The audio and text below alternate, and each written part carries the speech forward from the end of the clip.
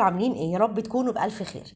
انا مروه، ان شاء الله باذن الله هنعمل مع بعض كورس فرنسي هنتعلم فيه كل حاجه في الفرنسي. هنتعلم الالفابي اللي قدامنا دي اللي هي الحروف بتاعه الفرنسي، الارقام، الكلمات، شهور السنه، ايام الاسبوع، كل حاجه ان شاء الله باذن الله هناخدها في الفرنسي خطوه خطوه. والفيديو مش هتبقى طويله، هتبقى قصيره علشان محدش يزهق. ونبتدي باول حاجه النهارده اللي هي الالفابي ان فرنسي او الحروف الابجديه في الفرنسي. نقول بسم الله الرحمن الرحيم.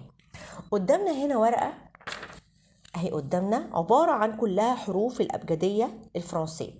طبعا الحروف الابجديه الفرنسيه هي بالظبط الانجليش، لكن النطق بيختلف. هنتعلم ازاي ننطق كل حرف فيهم، ونتعلم كمان ازاي نكتبه بالكابيتال اللي هو شكله كده، وبالسمول هيبقى شكله كده.